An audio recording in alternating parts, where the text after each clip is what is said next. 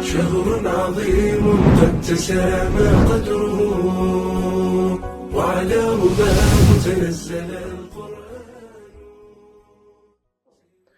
الحمد لله رب العالمين، والصلاة والسلام على رسول الله الأمين وعلى آله وصحبه أجمعين. الحمد لله على التمام والكمال، والحمد لله الذي هو صاحب الجلال والإكرام. نسأل الله سبحانه وتعالى أن يكرمنا بإكرامه، ونسأل الله سبحانه وتعالى أن يجعلنا ممن تقبله الله تبارك وتعالى في هذا الشهر. ونحن إن شاء الله في ختام هذه الحلقات، وهذه ربما الحلقة ما قبل الأخيرة إن شاء الله، نتكلم عن العيد وما أدراكم ما العيد. هذا العيد هو المناسبة العظيمة التي يفرح فيها المسلمون والمؤمنون بصيامهم الذي أكملوه. وأخبر النبي صلى الله عليه وسلم بأن الصائم له فرحتان: فرحة عند فطره وفرحة عند لقاء ربه. فرحة الفطر قد تكون يوميا عندما يفطر له فرحة، ولكن الفرحة الأكبر عندما يكون متتابع في شهر رمضان صياما وقياما وذكرا وتفكرا ورحمة بالخلق، ثم ينتهي به هذا الشهر ليكون إن شاء الله نقول هذا هو اليوم الأخير الذي يكتمل فيه الصيام، ويتقبل الله سبحانه وتعالى فيه الأعمال، وتكون هنالك فرحة على كل. هي الفرحة هذه عاجل بشرى المؤمن. ففرحة العيد لا بد أن تكون إن شاء الله على طاعة الله سبحانه وتعالى. والمسلمون كما تعلمون لهم من الناحية الشرعية عيدان: عيد الفطر مرتبط بالصيام، وعيد الأضحى مرتبط بالحج. أركان الإسلام تقريبا فيها ركنين أساسيين يرتبطان ارتباطا مباشرا بالأعياد. أحدهما ركنا بدنيا وهو الركن بتاع الصيام، والآخر ركن بدني مالي اللي هو ركن الحج. فنحن في هذا العيد نسأل الله سبحانه وتعالى إنه وقد أخرجنا زكاة أموالنا وتصدقنا للفقراء، وحاولنا أن ندخل السرور والفرحة كذلك على أبنائنا بشراء ما يمكن أن يفرحوا به من الملابس الجديدة وغير ذلك. ولكن ما يهمنا هو في هذا اليوم، يوم العيد، هنالك بعض الأحكام لا بد من أن ننتبه إليها. الأمر الأول هو كيف الإنسان يستقبل هذا العيد. في ليلتك هذه لا بد أولا أن تهيئ نفسك وتهيئ أسرتك لصلاة العيد، بحيث صباحا بعد صلاة الفجر يقوم الإنسان ويتهيأ بالغسل وبالطيب وبالملابس حتى يأخذ نفسه ويأخذ أبناءه للذهاب إلى المصلى. ومن السنة أن تكون الصلاة في ساحات مفتوحة وليست في المساجد المغلقة.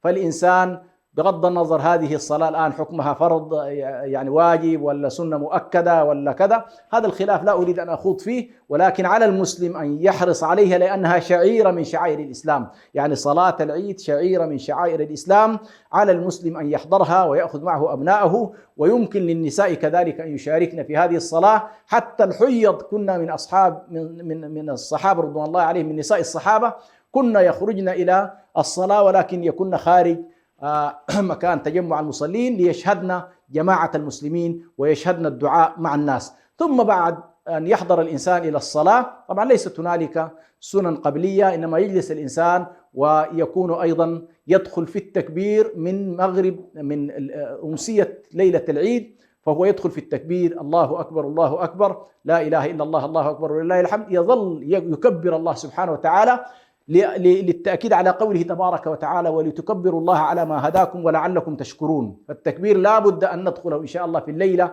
ليلة العيد. ثم نحضر الصلاة مع الإمام، ثم بعد ذلك نستمع إلى خطبة العيد، ثم ننصرف بعد ذلك. ومن السنة أن يذهب الإنسان في اتجاه ويعود في اتجاه آخر. وكذلك من السنن أن يذهب الإنسان للسلام على المؤمنين والتصافي والتراحم، وأن يحرص الإنسان قدر الإمكان في هذا اليوم أن يكون ممن صفى قلبه وتصالح مع أهله وبر بوالديه، وأيضا له علاقات إيجابية وممتازة مع جيرانه، حتى يدخل إن شاء الله إلى هذا اليوم وقد رفعت أعماله إلى الله سبحانه وتعالى، ويكون عند الله سبحانه وتعالى من المقبولين. لا بد أيضا أن أنبه في هذا المقام فيما يمكن أن نسميه بالمنهيات والمحظورات، فإنه لا يليق أن ننتهي من رمضان لندخل في ذنوب وفي معاصي وفي مخالفات شرعية. وكثير من الناس للأسف الشديد يوم العيد يجعله ساحة للهو وساحة للغو وساحة للمعاصي وساحة للذنوب، ولكن النبي صلى الله عليه وسلم قال عن العيد بأنه أيام أكل وشرب وذكر الله سبحانه وتعالى.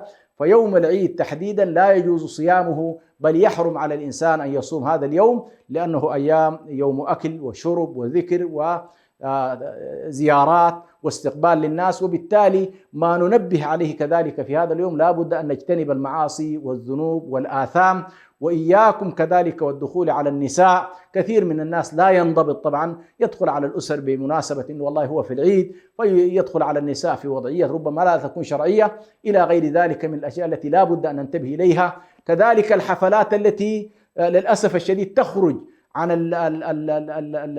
الإطار الشرعي، فتكون فيها حالات الاختلاط وتكون فيها المزامير ويكون فيها الغناء الماجن الذي ينتهي بنا حقيقة من رمضان الذي كانت فيه الروح عالية جدا إلى أن ننزل بشكل هابط مباشرة إلى الشهوات.